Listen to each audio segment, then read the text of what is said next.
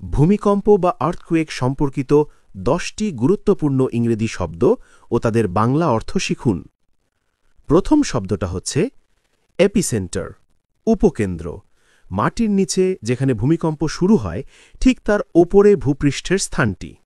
তারপর হাইপোসেন্টার, ভূকেন্দ্র। মাটির গভীরে ঠিক যে বিন্দুতে ভূমিকম্পের উৎপত্তি হয়। আফটারশক, পরাঘাত বা পরবর্তী কম্পন।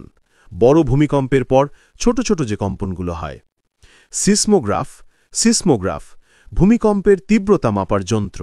রিক্টার স্কেল, ভূমিকম্পের মাত্রা নির্ণয় করার গাণিতিক স্কেল। ম্যাগনিটিউড, মাত্রা বা তীব্রতা, ভূমিকম্পের নির্গত শক্তির পরিমাণ। টেকটনিক প্লেট, পৃথিবীর ভূত্বকের বিশাল খণ্ড বা পাত, যার নড়াচড়ায় ভূমিকম্প হয়।